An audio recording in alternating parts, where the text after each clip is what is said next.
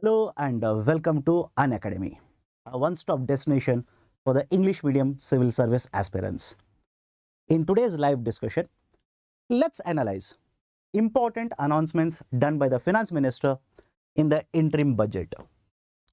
But before I start the discussion, I just want to convey one thing to all the students. In this YouTube channel, we already have initiated or started with certain very important initiatives. And we are also planning for many more initiatives to provide the benefit to you, that is students. So please encourage us by hitting that like button and subscribing to our YouTube channel. With that caveat, let's start the discussion. Now before we look at the announcements, what is the situation? In what situation this budget has been announced by the Finance Minister? Certain very important points. And to provide the benefit to you, to make it easier to understand, I divided these factors into the domestic factors as well as external factors. Now let's begin with the elephant in the room. And when I say elephant in the room, no, I'm not talking about myself. The elections, the Lok Sabha elections. And I'm pretty sure all of you are aware of the fact that in this year, the Lok Sabha elections are going to happen. And after the elections, a new government will be formed. By what political party? Doesn't matter. Not important for this discussion. So a new government will be formed. And this new government is going to announce a new budget. That is going to happen in the month of July. And looking at that particular fact, many of the students will say, sir, if the new government is going to be formed and if they will announce a new budget, why should I read this budget? What is the importance of this budget for me? My dear, I'm pretty sure all of you are aware of the fact that your exams are there in the month of May. That is, preliminary examinations are there in the month of May. So after May, one more budget will be announced. A full-fledged economic survey will also be published. So you not only have to read this budget document or understand the announcements in this budget, you'll also have to read the second budget as well as the economic survey that will be published later. So first factor that has had a huge influence over the announcement of the budget, that's a reason this is an interim budget. So one is election. Second, inflation rate. And the last couple of months, every now and then, I'm pretty sure you're reading this particular headline in the news. That is, inflation rate is more than 5%. It has started increasing all over again, and specifically within inflation, the food inflation. Within inflation, one of the concerning factor has been the food inflation. So along with many other measures which already have been announced by the government as well as many other agencies, has Government of India done anything in order to address this inflationary trend in the interim budget? Third one, there is a huge concern which has been raised regarding the demand in the domestic market.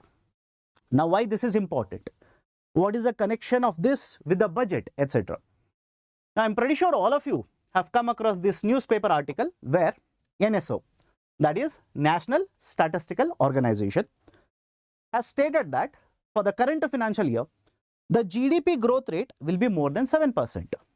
Now, whether we will achieve more than 7, less than 7 or more than 7.5, wait, don't worry, the financial year is yet to be completed. But more importantly, whenever you talk about GDP, whenever you talk about the concept of gross domestic product, one of the very important factors that will contribute to gross domestic product is the demand for goods and services. What if the demand, that is specifically the consumption demand I'm talking about, what if the demand, that is the consumption demand, is very low in India? It is lagging behind. It is lesser. If the consumption demand is lesser, don't you think automatically this will have a huge impact on the market price of all the goods and services which are sold in the market, which are consumed in the market? So automatically, one of the concerning factor has been in recent times has been that the demand, the overall demand, again please understand, some of you will disagree with me and say, but sir, I read in the newspaper, the four-wheeler demand has increased. I read in the newspaper, the luxury cars, the demand is very high. Some of the cars, they are saying they are already sold out till financial year 26. And on one side, if I read that, and on the other side, you are seeing that there is a lower demand. My dear, please understand, whenever you talk about demand, agreed, the demand for a luxury car is also there in the market. That will also contribute to GDP. And the demand for fast-moving consumer goods, that is also important. A fast-moving consumer goods such as a soap, right, or let's say a water bottle, a biscuit packet, these are very, very important. These are consumed by all of us, whether you are from rich class, middle class household, or even a poor household. So if you talk about, let's say, the demand for the FMCG goods, fast moving consumer goods, in recent times, a concern has been raised by these companies that the demand or their revenue is not increasing at a faster pace. To add to this factor, if you talk about the rural wages, the rural wages also have not increased by a very faster pace. Now, before I go forward, many of you will basically point out saying that, but sir, in the budget, in the interim budget, the finance minister stated that the rural incomes, per capita incomes have increased by 50%. You are wrong there. But please understand the full statement there. The finance minister stated that the incomes have increased by 50% from 2014. And if you basically calculate for the last 10 years, if the incomes increase by 50%, then the compounded annual growth rate will be somewhere around 4%, just above 4%. So GDP growth rate is also around the same range as is the rise in the wages or rise in the incomes. So there is also concern regarding the consumption demand because the rural wages have not increased by a larger percentage. There is a concern regarding the demand for certain services. There is a concern regarding demand for FMCG goods, etc. Next one, what about taxation factor? What about the taxes? How has the government of India fared in terms of collection of taxes in the last 1 year? If you're reading newspaper, even today's newspaper, you will realize that the government of India's tax collection have been very good. In fact, the GST collections have reached more than 1.7 lakh crore rupees for the recent month, which is one of the highest. The direct tax collections also have increased, which is reflective in the form of higher tax buoyancy. So tax receipts have contributed to a very great extent in terms of increasing the receipts collected by the government. So these are certain factors to consider if you look at the domestic market. What about the external market? Because please understand this, whether you agree, disagree, like, dislike, doesn't matter. To what extent India will achieve GDP, whether India will become a $5 trillion, $10 trillion, or even $30 trillion, no doubt external market will have a huge impact on Indian economy. Not to the extent that the external market has an impact on China, because China is a major exporting country. In India, most of the consumption or most of the goods which are produced in India is majorly consumed in the domestic market. And that is the reason when you talk about GDP numbers, again coming back to this particular point, when you talk about GDP numbers, and if you're talking about consumption part, the purchasing of goods and services can be done by the government also, can be done by the companies also, can be done by the households also. And you can even export these particular finished goods and services. And if you dissect these numbers, you will realize that more than 60% of this GDP contribution comes because of the domestic consumption, because of consumption of finished goods and services in Indian market. So coming back to the external factors, there are a lot of issues that are faced by our trading partners. In some of the countries, there is a concern of slowdown. In some of the countries, inflation rates are very, very high. Some of the countries, the central banks have started increasing interest rates. All of these factors, in addition to one more very important factor, has affected exports from India. And what is the other factor? Certain crises such as Red Sea crisis. The two very important waterways, or let's say the sea routes that we generally use either for exporting or importing, is one is Panama Canal and the second one is Red Sea. And in the recent times, I'm pretty sure all of you have come across this factor, where because of certain events that are taking place, our exports, our imports, not only India's exports and imports, major trading partners, they also have been affected. So these are certain very important domestic factors as well as external factors you'll have to keep in mind when you understand the importance of interim budget announcement. So with these pointers, let's start. Let's understand. Let's look at and understand what are these announcements made? What is the importance of these announcements?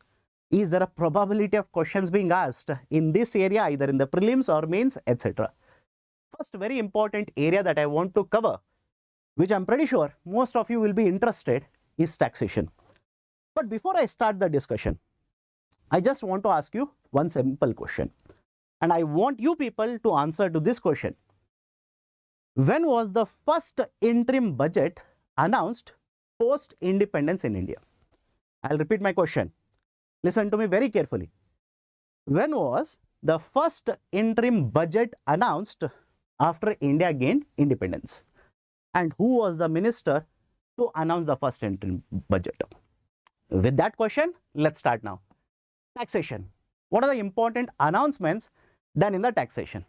One news which most of you will be interested, but you'll be, you'll be disappointed, at least the taxpayers, that in terms of income tax rates, and to be very precise, the finance minister clearly stated, either in the direct taxes or indirect taxes, finance minister, because this is an interim budget, I repeat, because this is an interim budget, finance minister said, I will not make any changes. For example, in case of direct taxes, such as income tax, there are two methodologies, there are two systems. Either you can choose to pay taxes under the old tax regime or the new tax regime.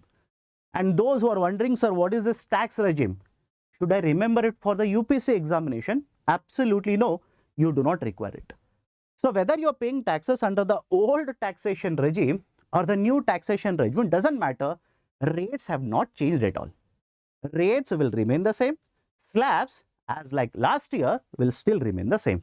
So no changes have been announced in terms of direct taxes as well as indirect taxes. Point number one. Point number two, in order to provide taxpayer services, in order to basically ensure that certain number of taxpayers will provide the benefit, one announcement has been done. What is the announcement?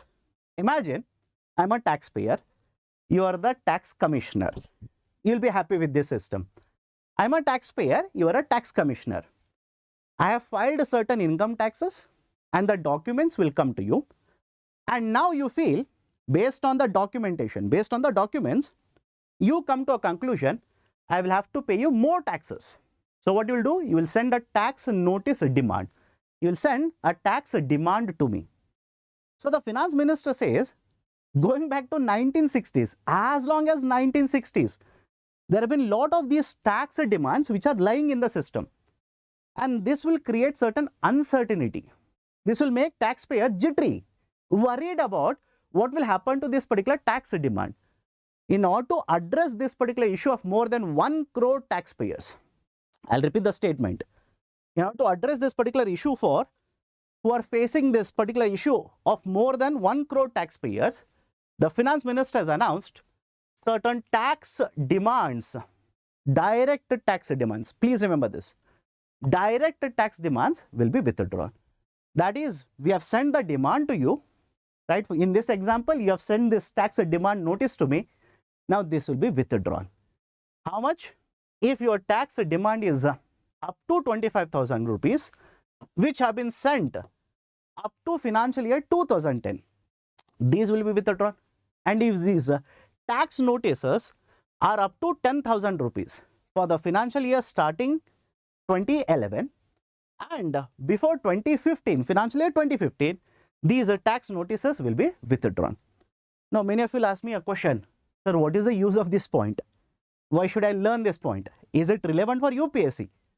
My dear, what if UPSC will ask you a question, discuss the taxation reforms which have been implemented by the government to ease the compliance, to reduce the burden on the taxpayer, to make the system much more transparent, etc.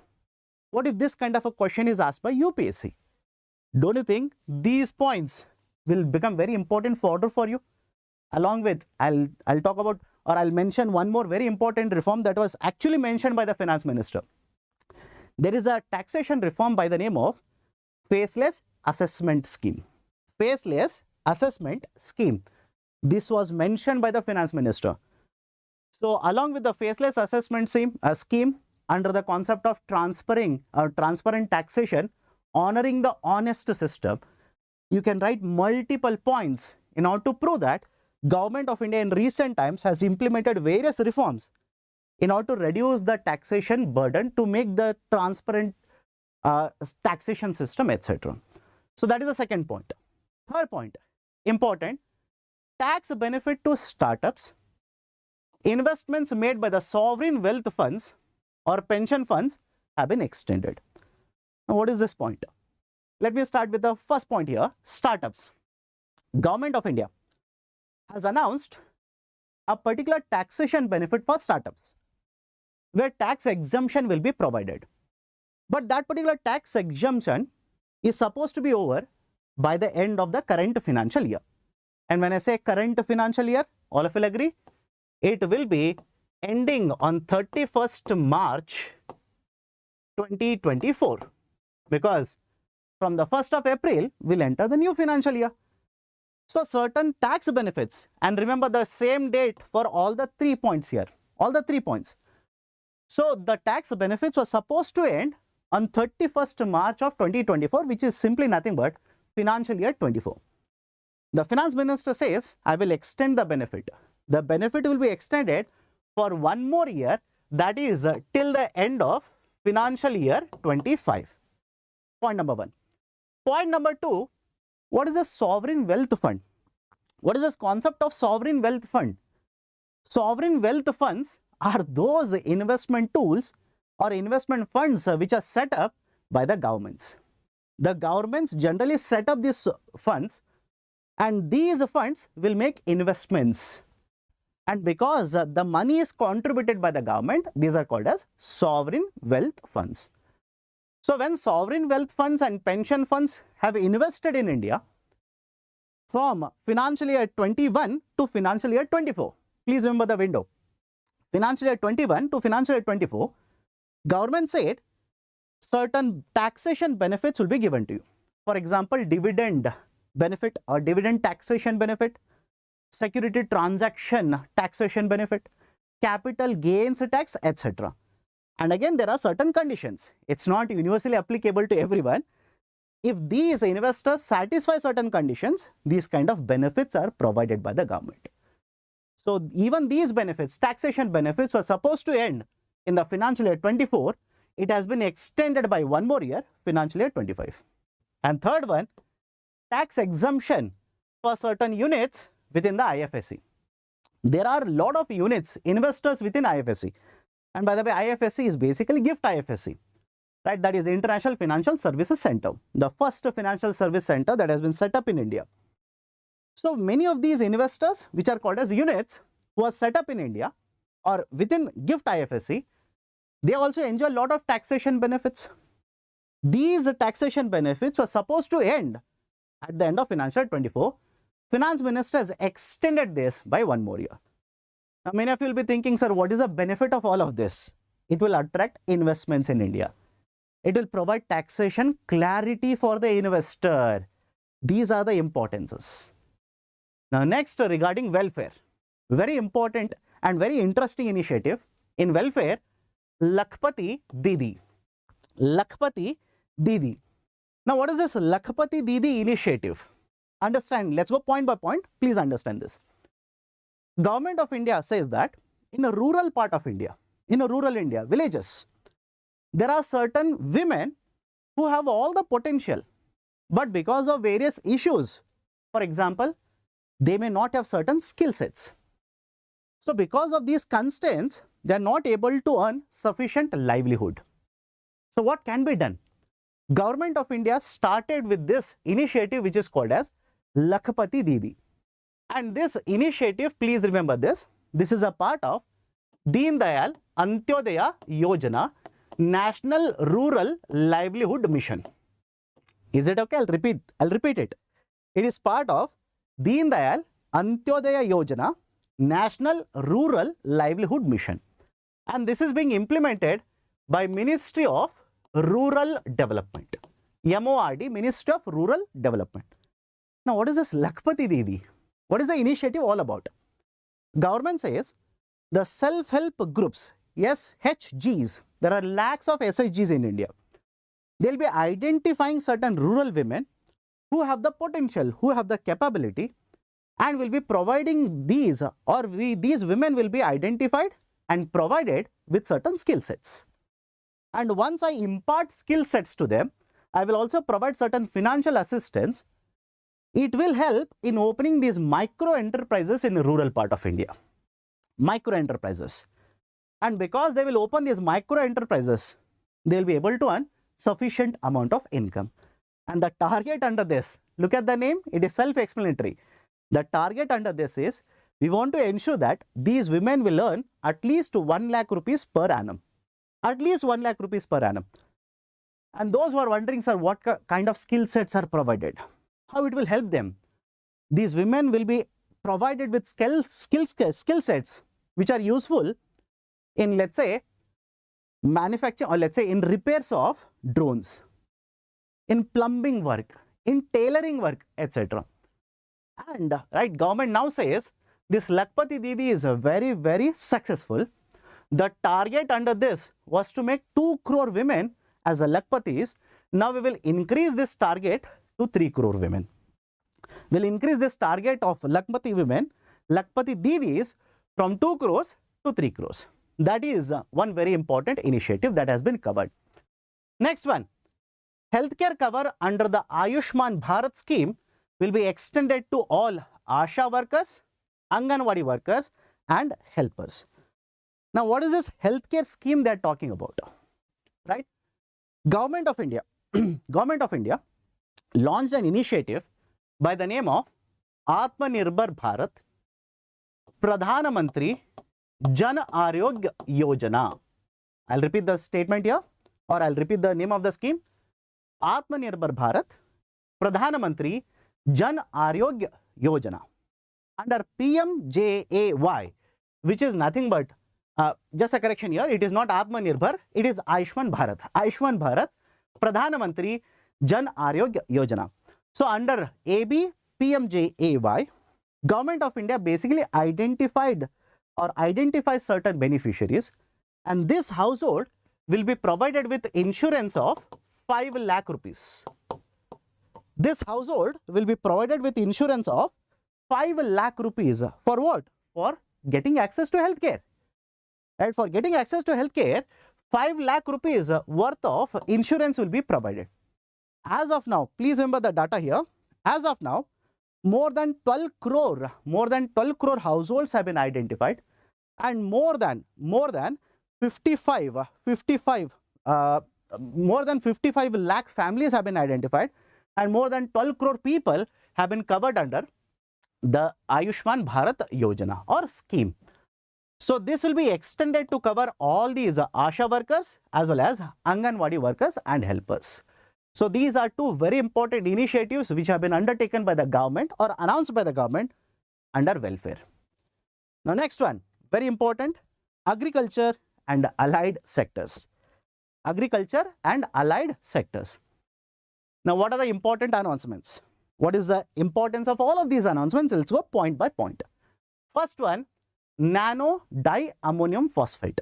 Nano DAP, various crops will be covered now throughout all the agri-climatic zones in India. Throughout all the agri-climatic zones in India, various crops will be covered and Nano DAP will be applied. Now what is this Nano DAP? Now you must have heard of urea. Urea is a fertilizer. Apart from urea, we also have the diammonium phosphate, DAP. We also have muriate of potash, MOP. Apart from this, we also have complexes which are called as NPKs complexes. Now, what is the importance of these fertilizers? although we produce a lot of fertilizers in India, we import a lot of fertilizers also. Please remember this. No doubt we produce, but we import a lot of these fertilizers. And whenever there is certain disturbance in the international market, in simple terms, if rupee depreciates, or for that matter, let's say there is a supply chain disruption. If rupee depreciates and there is a supply chain disruption, all of these factors generally tend to increase the subsidy bill for Government of India. Now, in order to address this issue, many reforms have been undertaken. One such initiative is basically to promote nano fertilizer consumption. Nano fertilizer consumption. Now, what is this nano fertilizer? Nano fertilizer is nothing but liquid fertilizers. If you go to Google and type fertilizer, urea fertilizer, you will see urea, right? The physical or the solid fertilizer is just like white sugar. That is a sugar that you consume, the crystalline white sugar. So this urea, whenever you have in a liquid form, that is called as nano fertilizer. In the same way, we have nano diammonium phosphate. Now, Government of India says we are promoting urea. Nano urea is being promoted now. In addition to nano urea, now we will also promote nano diammonium phosphate. And Government of India's estimates, which were published last year, government says if I can basically produce a nano DAP in the domestic market and promote the consumption of it, we'll be saving around 10,000, at least 10,000 rupees, 10,000 crore rupees worth of subsidy. We'll be saving at least 10,000 crore rupees worth of subsidies. So that is the reason application of nano DAP on various crops will be expanded in all the agroclimatic zones. Next one, strategy will be formulated to achieve Atmanirbharata for oil seeds such as mustard, groundnut, sesame, soybean and sunflower. Now, this is not the first time that Government of India says we want to promote self-reliance or Atmanirbharata in case of oil seeds. For example, earlier also, Government of India has launched National Food Security Mission for oil seeds. That was very famous earlier. National Food Security Mission for oil seeds. Apart from this, government also announced National Mission on Edible Oils and Oil Palm NMEO-OP. So many initiatives have been already launched by the government in order to promote production of the oil seeds, pulses, etc. in the domestic market. Now, many of you will be confused. So, if Government of India is promoting so much, why is that we are not able to produce according to the demand? Because the fact of the matter is simple. Even today as I speak, we are import dependent. We import a lot of these edible oils into the domestic market because the simple reason is domestic demand is higher, supply is comparatively lesser. Now, one answer to your question, right? Those who are going to ask me, sir, why is that? Why is that we import? Why is that we are not able to produce sufficient quantity? One answer to that is, very recently, there was a discussion regarding MSP policy in India. Minimum support price, MSP policy. And it has been found and it has been reported by various ministries which say that one of the reasons why we are even today import dependent on the edible oil seeds is because of MSP policy. Now, someone will be thinking, how come? How come MSP will lead to import dependence? The answer to that is simple. The paper says when farmers will cultivate, let's say cereals, when farmers will cultivate cereals, the return on their investment is much higher. I hope you understand my statement. I'll repeat it again. When farmers cultivate cereals, that is they spend money. So the returns on their cost of production is much higher in many of these cereals compared to many of these oil seeds. So if I'm a farmer, I'll spend 100 rupee, I'll get, let's say, 50% on crop 1 and 80% on the crop 2 returns. Obviously, I'll choose to cultivate more and more of second crop, which will give me more returns. So that is one of the reasons why, despite so many reforms, so many initiatives of Government of India, even today, we are import dependent on these oil seeds. So I hope you understand. Now, Government of India again in the budget says, a strategy will be formulated to achieve Atmanirbharta for oil seeds such as mustard, groundnut, sesame, soybean and sunflower. Next, in agriculture and allied sectors, Matsya Sampada Yojana, PMMSY. And looking at the term Matsya Sampada, I'm pretty sure most of you would have already guessed it. It is regarding fishery sector. It is regarding fishery sector. Now, what is the importance of this? Please understand. Many of you will be thinking, sir, what is the connection? How do we keep on connecting the dots, all of them, etc.? It is very difficult for me to remember. If you are reading current affairs, please do let me know. Have you not come across the concept of fishery subsidy in recent times? Please do let me know. Right? In recent times, I'll tell you the context also. In this month, that is in the month of February, we are going to have a ministerial conference of WTO, World Trade Organization. Ministerial conference is going to be held at the end of this month. And one of the points that could be discussed, along with the issue of public stock holding is the issue of fishery subsidies. And Government of India wants a carve out, wants a certain special treatment for its farmers. And connection to that is this idea of a Matsya Sampada Yojana, PMMSY. Now, under the Pradhana Mantri Matsya Sampada Yojana, it's not a new initiative. Those who are wondering, sir, is it a new initiative? Absolutely no. It was announced back in 2020 in the budget. It was also part of Atmanirbhar Bharat package that was announced by Government of India. So, under this Pradhana Mantri Matsya Sampada Yojana, government has a target and the government has reiterated the target again. They want to increase the aquaculture productivity from existing 3 to 5 tons per hectare. Now, what is this aquaculture? Aquaculture basically means cultivation of the fishes. Although beyond fishes also they'll go, but let's limit it to at least now fishes. So, you are cultivating, right, in a controlled manner, in a controlled environment, you are cultivating fishes. That is a concept of aquaculture. So, enhance aquaculture productivity from existing 3 tons to 5 tons per hectare. And Finance Minister in the budget speech also mentioned that whatever was our exports in 2015, it has already increased, it has already doubled. The exports of seafood have already happened. So, double exports to 1 lakh crore rupees, generate 55 lakh employment opportunities in the near future.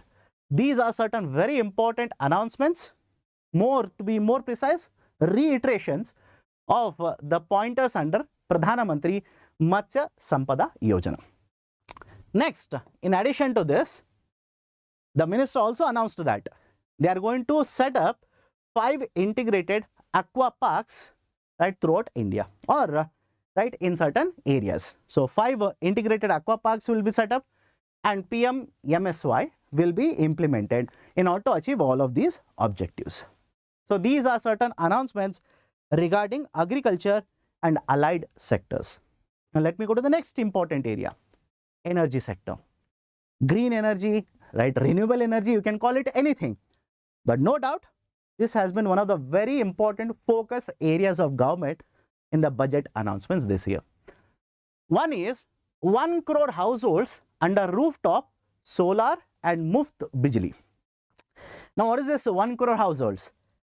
As we had discussed earlier also, right? And those who are wondering, sir, where have you discussed? This is the first budget video. Where have you discussed? Monday, we had a session by the name of Economy Weekly Recap.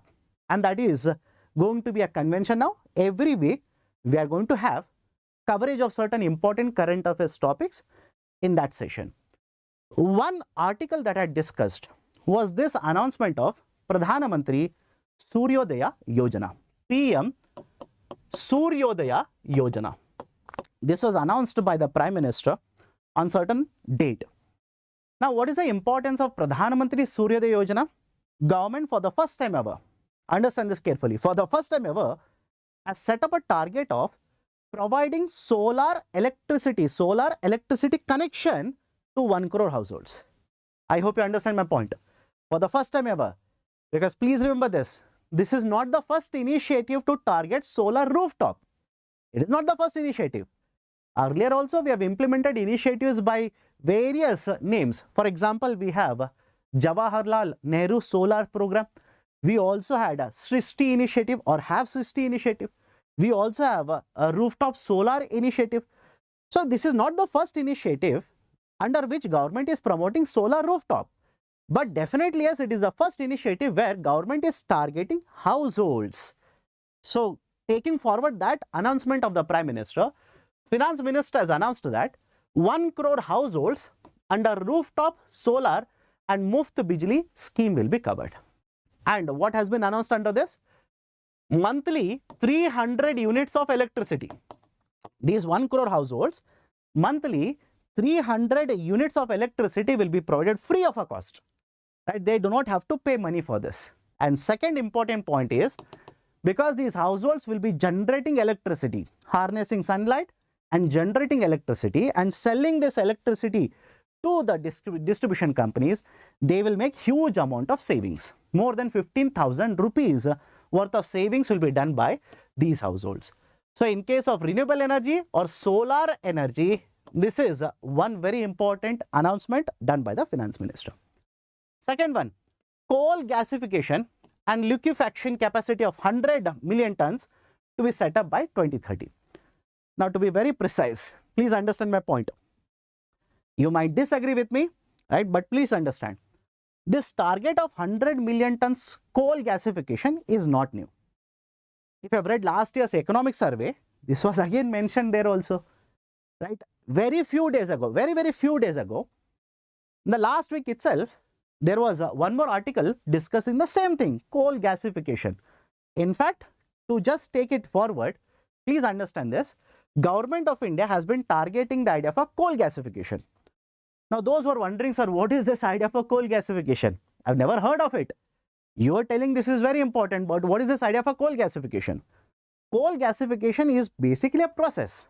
It is a process where coal will be converted into gas. It is called as a syngas. Coal will be converted under partial oxidation to syngas. And that will basically have gases such as ethanol, methanol, ammonia, right, etc., which are basically important for us, which we import a lot. For example, methanol, right, we are 90% import dependent on methanol, 90% import dependent.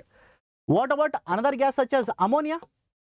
India imports in the range of 13% to 15% of domestic requirement of ammonia. So we are import dependent, no doubt. So rather than importing it, what about, right, converting this coal into gas rather than burning it completely, which is more polluting, right? So how about converting this coal into syngas? That is a process called as coal gasification. Now let me add one more point here. I said very recently, that is couple of days ago itself, Government of India made an announcement regarding coal gasification. What was the announcement? Please remember the term. It is mentioned in the next point as well. Viability gap funding. Government of India has announced a VGF scheme, viability gap funding scheme for coal gasification. Now, what is this concept of VGF, viability gap funding? Please remember this. Even in case of PPP, public-private partnership projects, we promote through VGF. Udan scheme, there was VGF. What is this idea for VGF? VGF simply means it is an assistance given by the government. It is money that is given by the government whenever in certain projects, the projects are economically justified. I repeat, the projects are economically justified, but there is a doubt regarding commercial viability of the project. That is, imagine I'm a private sector developer. I'm worried, if I invest this money, will I be able to generate sufficient revenues? I'm concerned. I do not see, I am doubtful whether I will be able to sufficiently generate revenues, that is commercial viability of the project. But economically the project is justified. Road construction, it is good. Port construction, it is good. Connecting different airports in India, it is good. So economically project is justified. Commercially there is a doubt. In such cases, to improve the commercial viability of the project, government will provide assistance That is called as viability gap funding. Very recently, in order to promote coal gasification, Government of India has provided VGF of more than 8,000 crore rupees. Under that, there are three components here, right? The tier 1, tier 2 as well as tier 3, or classification 1, 2 and 3. So this is regarding coal gasification. What about another type of renewable energy? In order to promote offshore wind energy potential, Government of India has announced viability gap funding. That is, again, financial assistance will be provided in order to promote these offshore wind energy projects. This is regarding energy sector. We are going to the next important one. Very interesting, by the way. I am pretty sure all of you have followed what happened when Prime Minister visited one of the very important tourism spots in certain part of India. What was the reaction to that by members of another country, and as a result of which, to what extent the bilateral relations between two countries were under strain. Now, related to that, don't remember that is not important for UPSC, right? You don't have to remember which MP said what. That is not needed. But please connect the dots now. Government of India in the interim budget has announced certain very important measures to promote tourism. But before I tell you what are the measures, what are the announcements, what is the situation of tourism in India? What are the issues regarding tourism in India? If you can understand that, then you will definitely agree with what Government of India is trying to do. You will in fact appreciate the initiatives of Government of India. Now, all of you heard of World Economic Forum, WEF, World Economic Forum. Very recently this was there in the newspaper. WEF, World Economic Forum. The World Economic Forum publishes a report. In simple terms, index. This index, Travel and Tourism Development Index. Please remember this. Suddenly UPSC can ask you this, because a lot of discussion is happening regarding tourism in India. Suddenly UPSC can pick up a question like this. So World Economic Forum publishes Travel and Tourism Development Index. The latest edition is published for 2021. Before that, it was published for 2019. And in this index, what does WEF, right, World Economic Forum do? It will evaluate the performance of various countries, right, under these parameters. For example, right, what about the safety and security available to tourists in this country? What about tourist infrastructure? What about environmental sustainability, etc.? So based on these parameters, the countries will be ranked. And what has happened to India? India's ranking has dropped. In 2019, India's ranking was 46th position, and in 2021, it has dropped by 8 position to 54th. So please remember this. So 54th is India's ranking in the WEF, right, the Travel and Tourism Development Index. And it is not very difficult to understand why. If you look at the performance of India in some of these parameters, India's performance has been poor. Now, apart from this, what about tourists which are coming into India? Are we able to attract a lot of tourists? The general consensus is that compared to our competitors, of course, there is a difference in the economic situation. There is a difference in ecological presence between these tourist spots, etc., etc. So definitely, yes, there is a difference in all these countries, what they are offering to the tourist. But if you look at how much tourists or how many tourists we are able to attract, India's performance has been quite, right, lackluster, or should I say, it requires a lot of improvement. For the 2023 itself, we were able to attract more than 7 million tourists.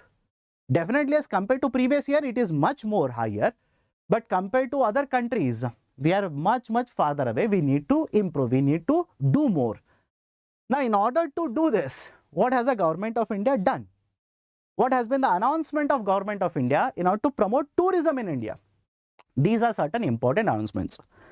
First one, comprehensive development of iconic tourist centers, including their branding, marketing at global scale, will be taken up by the states. The Finance Minister announced that We will ask the states, we will prompt the states to do all of it. We want the states to develop tourist centers. We will help them in marketing, branding of these tourist destinations. And not just this, Finance Minister also announced that we will have a framework, we'll have a new rating system, right? We will have a new framework for rating of these tourist centers based on quality of facilities and services which are needed to be established in these tourist centers. And in order to promote all of this, obviously the state governments, if they want to develop this infrastructure, if they want to provide, let's say, safety, if they want to maintain cleanliness, if they want to promote safety of the tourist, etc., they would require assistance, they would require money. Government of India has announced that a long-term interest-free loans will be provided to the states for financing such a development on matching basis. Now, what is this idea? Please understand this. Every year, at least for the last couple of years, Government of India started this initiative wherein lot of this assistance will be provided by the government in the form of long-term loans, long-term interest-free loans. Last year, a year before that also, in order to promote capital expenditure, and this has been announced this year also. Apart from this, the Government of India, in order to promote capital expenditure of the states, generally provides long-term loans. Long-term loans to what duration? 50-year duration. And these long-term loans, principal has to be repaid. Government will not charge any interest rate. So, Government of India, even this year, how much is the amount? The amount that has been allocated by the government for capital expenditure for the states is 1.3 lakh crore rupees. 1.3 lakh crore rupees. That's a huge amount. But please understand that 1.3 lakh crore rupees is not a freebie. Government is not simply giving it to the state governments and asking them to invest anywhere they want without meeting any conditions.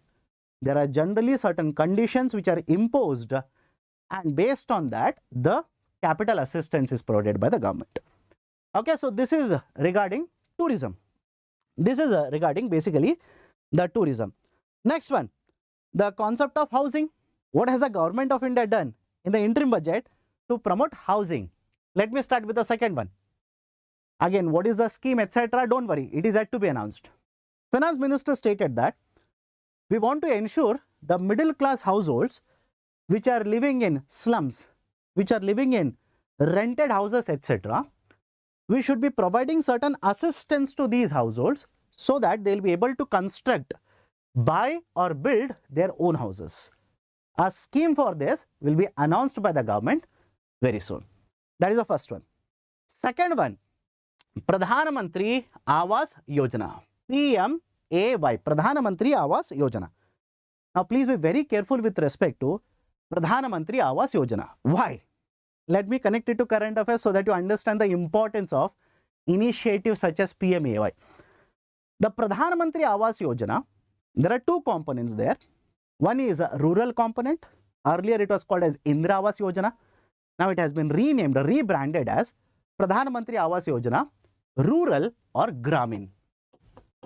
Rural or Gramin. And there is one more component, urban. I'm pretty sure all of you would have guessed it now. If it is one component is rural, the other component complementary has to be urban. Now, why this PMAY is important for your examination? Not just the announcement in the budget, not because it has been covered in the budget, not just because of that.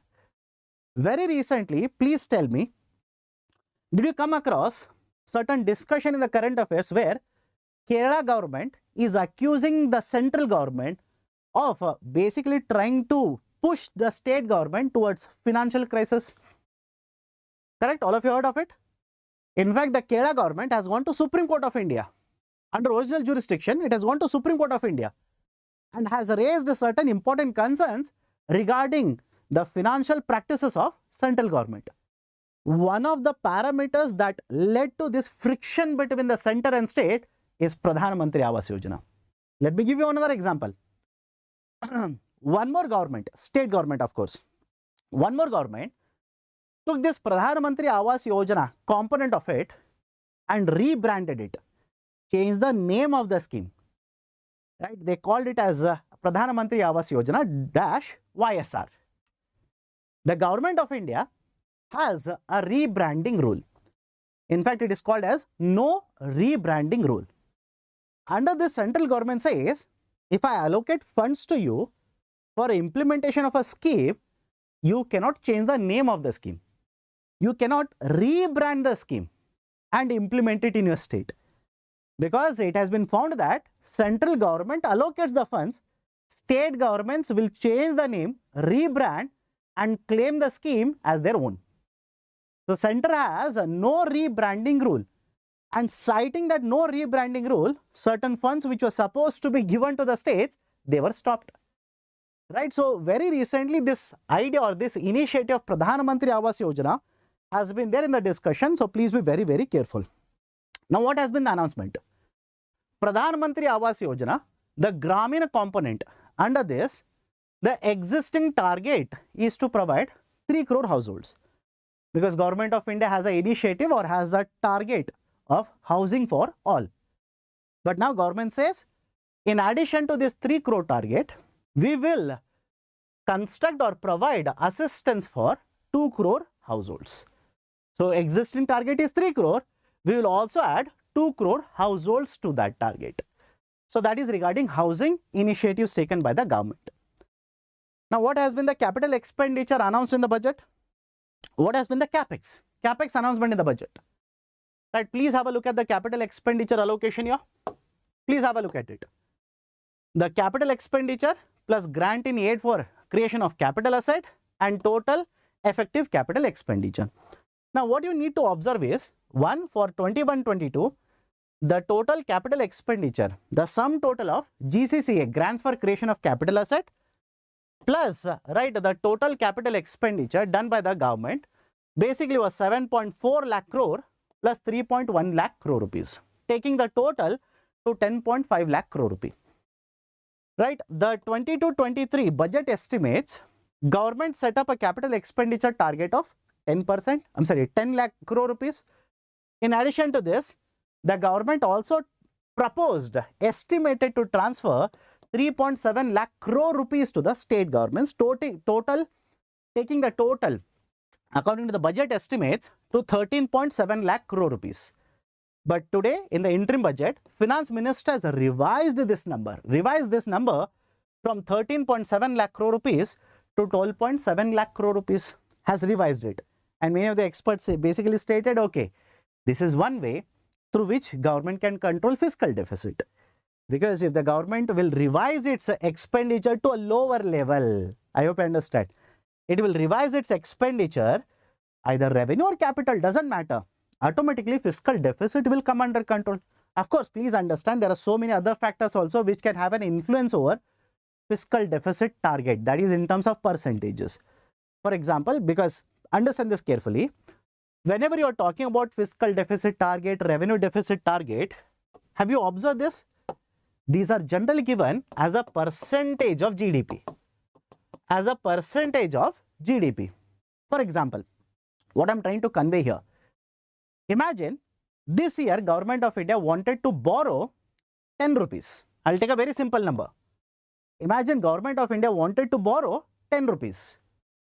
Now, if this 10 rupees out of a GDP, comparing out of a GDP of let's say 100 rupees, obviously the fiscal deficit will become 10%.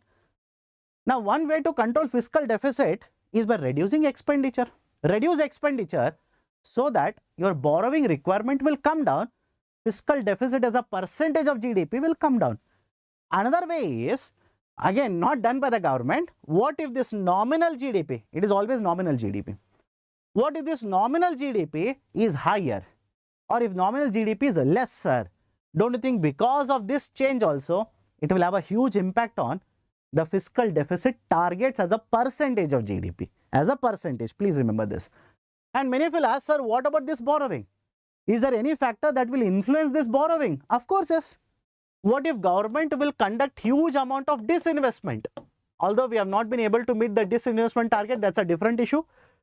What if you overshoot the disinvestment target?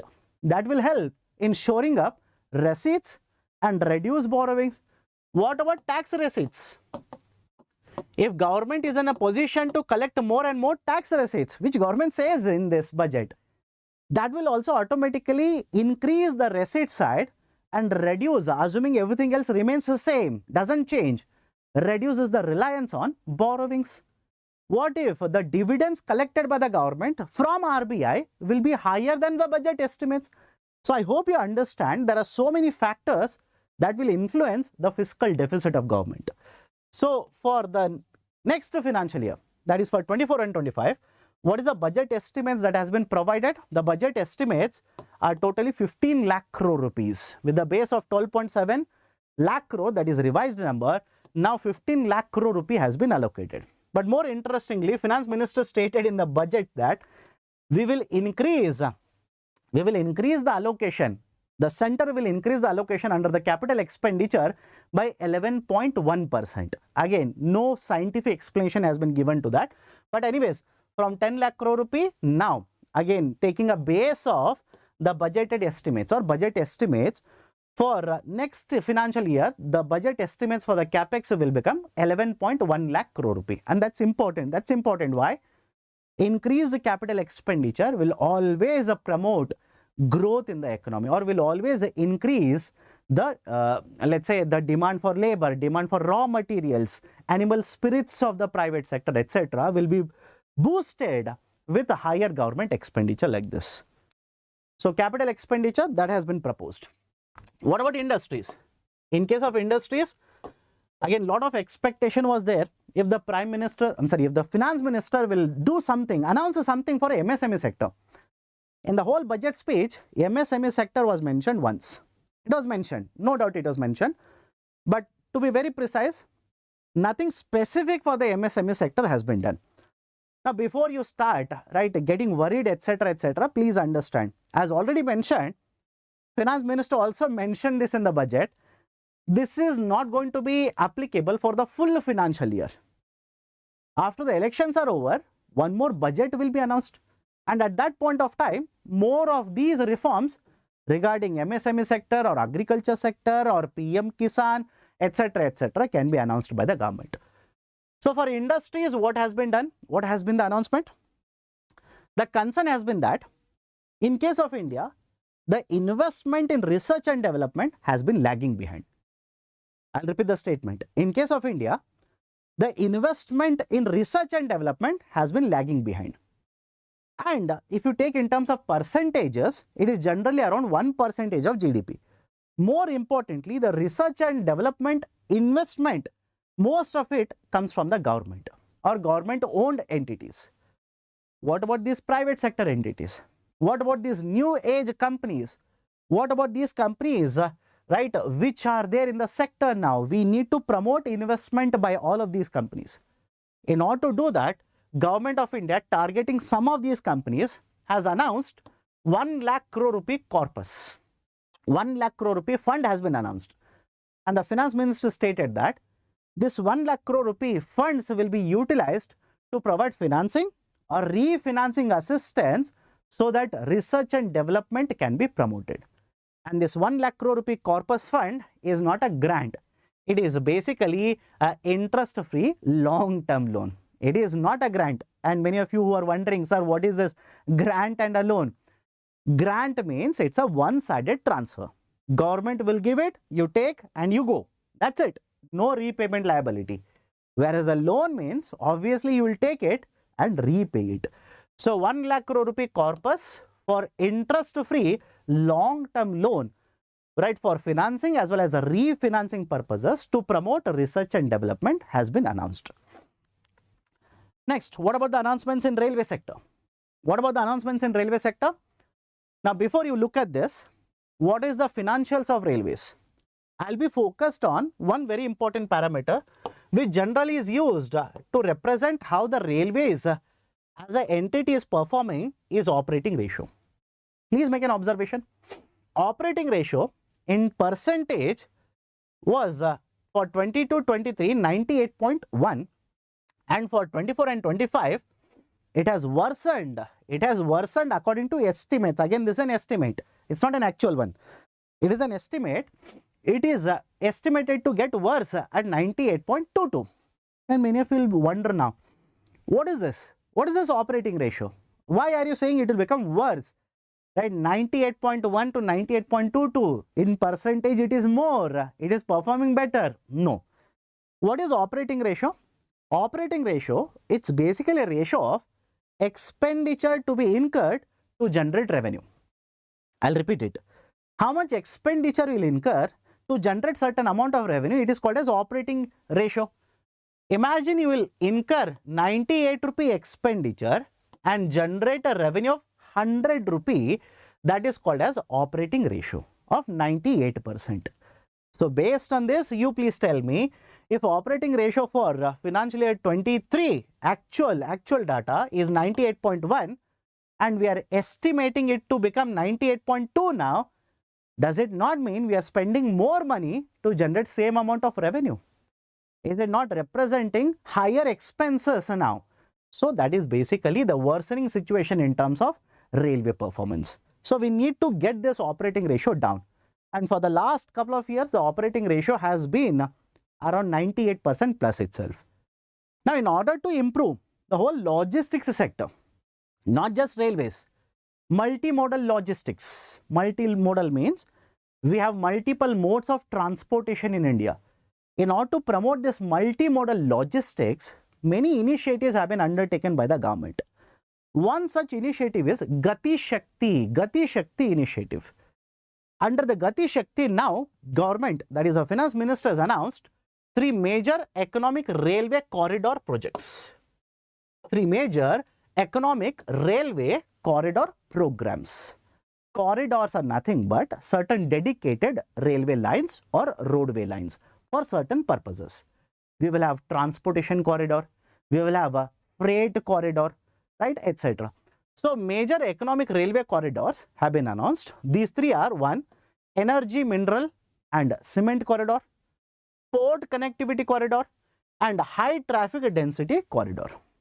Government of India, the objective is simple here. The Government of India says, with these kind of corridors being developed, along with many other corridors, will improve the logistics sector. It will make it easier to transport. It will reduce the cost of transportation. It will reduce the cost of logistics. And as such, Government of India has set a target of dragging the cost of logistics to somewhere right around 8% of GDP. And very recently, according to one of the researchers, one of the papers that has been published, it is in the range of 8 to 9% as opposed to earlier viewpoint that the cost of logistics is in the range of 13 to 14%. So Government of India wants to further improve the logistics sector, and this is one way through which logistics sector can be improved. Next, what about the deficits and trends? We are at the fag end of the discussion now. We'll be looking at certain important factual information or numbers now. What about the trends of the deficit? Point number 1, Government of India under FRBM, Fiscal Responsibility and Budget Management Act, long ago had targeted 3% fiscal deficit. Over a period of time, again, along with 3% fiscal deficit, we wanted to drag the revenue deficit to 0%. We have not been able to achieve that for a sustainable period. Here and there, we have gone very near to that. And over a period of time, we have set up committee, encasing review committee. We have made changes to the FRBM Act also. Apart from targeting only FD and RD, we are targeting the debt target also. We are targeting the debt to GDP ratio also. Now, what about the deficit trends? Government of India says 25 and 26. By 25 and 26, I want to drag down the fiscal deficit to 4.5%. 4.5%. And for the current financial year, I repeat, for the current financial year, Government of India had a target of fiscal deficit of 5.9%. So Government of India has basically revised this target to 5.8%, which means Government of India says will be able to achieve this. And not just 5.9, we will overperform, achieve 5.8%. But for the next financial year, the target has been set up at 5.1% of GDP. Of course, all these numbers are as a percentage of GDP. What about primary deficit? 2.8%. revenue deficit 2.8%, right? Next financial year, target is 2%. The primary deficit 2.3%, next financial year 1.5%, and effective revenue deficit 1.8%, and the next financial year, the estimated or the target for the next financial year is 0.8%. Now, many of you will ask me, sir, should we remember all of these targets? Absolutely no. Please do not remember these targets. Why? From one year to next year, the targets will keep on changing. Government will first estimate and then keep on revising. But if you're writing any other exam, I don't expect UPSC to test you in terms of numbers of deficits here, the factual numbers. But any other exam, yes, potential of questions being asked is there. So these are certain numbers in regarding the deficit. Now, what about the other numbers? This is right, the revenue as well as the expenditure, revenue part as well as the expenditure part in the budget. Although Government of India says after elections one more budget will be announced for full financial year. Please have a look at it. For full financial year, Government of India has basically estimated the total revenue receipts of 47 plus lakh crore rupee and the expenditure of 47 plus lakh crore rupee. Now, from where we will be getting this money? This is interesting. UPSC has a tendency of asking questions from these particular pie charts. From what sources will be collecting money? Most important one is taxes. Always remember this. Most important one is taxes. Tax receipts are very, very important. And if you basically see how much is the total estimated tax receipts in the next one financial year, liability is at 28%. The non-debt capital receipts are 1% and non-tax receipts are 7%. That will become 28 plus 7, 35, 35 plus 1, 36. So 36% are not related to taxes. Some of you are saying, sir, you are calculating wrong. You said taxes. I'll come to taxes only now. 36% of the total receipts, the total money that would be collected by the government is not related to tax, which obviously means 64%. Opposite of that, or let's say complementary to this, 64%, right, will be in the form of tax receipts. That's a very, very huge dependence.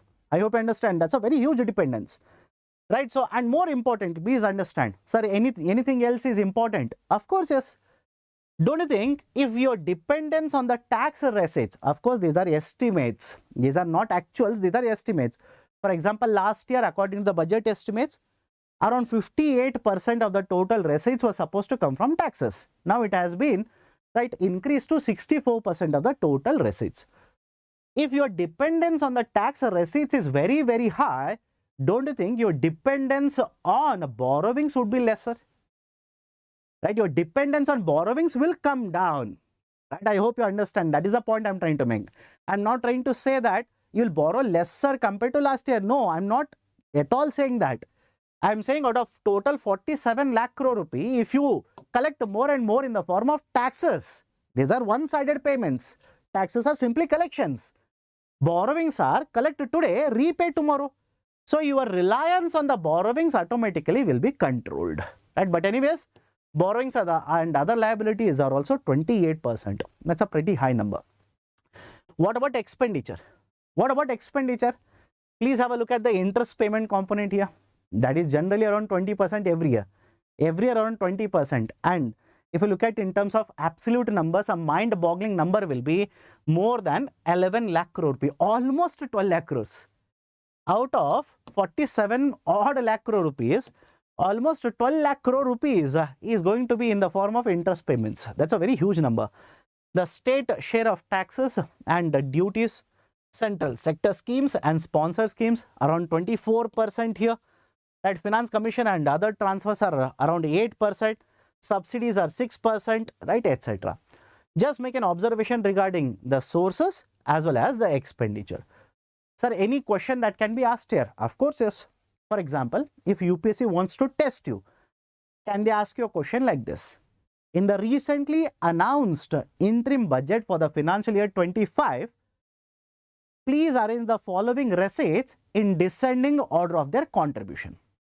I'll repeat the question again. right? These receipts examples will be given to you, income taxes, corporate taxes, etc. UPSC will give a statement like this. In the recently announced interim budget for the financial year 25, the following can be arranged in a descending order of their importance or contribution. Kind of question can be asked. So this is right, the source as well as expenditure. Now these are certain numbers here. You don't have to by heart the numbers. UPSC is not very big on asking these numbers. But in terms of percentages, this is the data. In terms of absolute numbers, how much money will be actually transferred to the states according to the budget estimates, how much is the actual interest payment according to the budget estimate, this is the data. Okay, so just go through this picture as well as the previous picture. Now in this, I just want you to observe only one part, fiscal deficit. Please observe the fiscal deficit. The government of India had budgeted a fiscal deficit of 17.8 lakh crore rupees for the current financial year and has revised this to 17.3 lakh crore rupee. And if you ask me, sir, why has it been revised like this? Multiple reasons are there. Tax receipt collection have been higher. The tax receipts have been buoyant for the government. GST revenue collection, the direct taxes, etc. There are multiple reasons. And for the next financial year, Government of India has budgeted borrowings of 16.8 lakh crore rupees. 16.8 lakh crore rupees. So these are certain key numbers regarding the budget data for the upcoming financial year. Now let's summarize everything. What is the impression? Right? What has been the importance of this budget? What will you conclude by looking at all of this? The good part of this budget has been that, no doubt, it is an election year, but government has basically controlled itself from not announcing populist measures. Otherwise, a easy way out could have been that, because it's an election year, they could have announced a huge number of populist measures.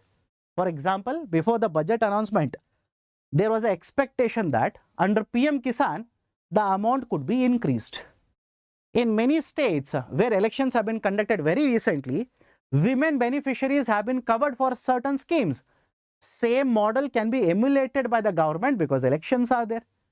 So Government of India will have to commend it because it has helped it has basically ensured that budget announcements will not be made under populist measures. In the garb of populism, the expenditures will not be done. That is one. Second one, no doubt, capital expenditure is important. The capital expenditure compared to last year has been increased by 11.1%, although the expectation was it could have been much higher, but Government of India says 11% will be increased. That will take the number, the capital expenditure part will be dragged up to 11.11 lakh crore rupees. Along with grant for creation of capital assets, it will basically drag it to 15 lakh crore rupees. In addition to that, certain welfare measures have been announced. These are very good welfare measures. For example, extension of Lakpa Dii, Pradhana Mantri Matsya Sampada Yojana, housing initiative, solar energy initiative, green energy initiatives, etc. All these are the good aspects or good announcements in the budget. Having said so, are there any concerns? Are there any lacunae in the announcement of the interim budget? Of course, yes. We'll have to look at both the sides of the coin. For example, government was expected that it will do something in the interim budget to address the issues faced by the farmers. Farmers are facing a lot of issues. It will do something in order to arrest the prices. For example, the prices of many of the agriculture commodities have been increasing. Especially food inflation has been a cause of concern. Although the government might simply say it is the duty of RBI now to control inflation, the supply side factors, whenever they contribute to inflation, RBI doesn't have the tools for this. It can mainly control the demand side inflation. But having said so, please understand this. Please understand my point. This is not a full year budget that is going to be implemented. One more budget will be announced by the government. And second, although no specific announcements have been done, for example, the expectation was price stabilization fund. There's a fund which has been set up by the government in earlier years, price stabilization fund. the amount of money that is there under the price stabilization fund is running out. It has exhausted. So government was expected to take care of, right, basically contribution to price stabilization fund. Telecom sector, many of these telecom sector companies are asking for assistance from the government, right? So there were certain areas where government was expected to provide certain assistance to the economy. That has not happened. But again, having said so, I'll wind up my discussion with one caveat. Whatever announcements have been done, take it with a grain of salt. Why? This announcement or this budget is not the end of the budgeting exercise for the government for the full financial year. After election, Finance Minister categorically made it very clear in the budget announcement. The new government, right, I'll not use the statement given by the Finance Minister, I'll simply say the new government will be announcing one more budget in the month of July. So you'll have to wait if the government in the month of July will come out with much more inclusive budget. That is not to say this budget is exclusive. No, this is also inclusive. We have welfare measures. We have measures for promotion of R&D. We have measures to promote investment in villages, etc. Yes, measures are there. We'll have to wait and see whether the government after the elections will come out with much more inclusive budget, which will cater to various demands, or let's say various sectors which are under the stress. So that's it from my side. If you like these initiatives, please hit the like button.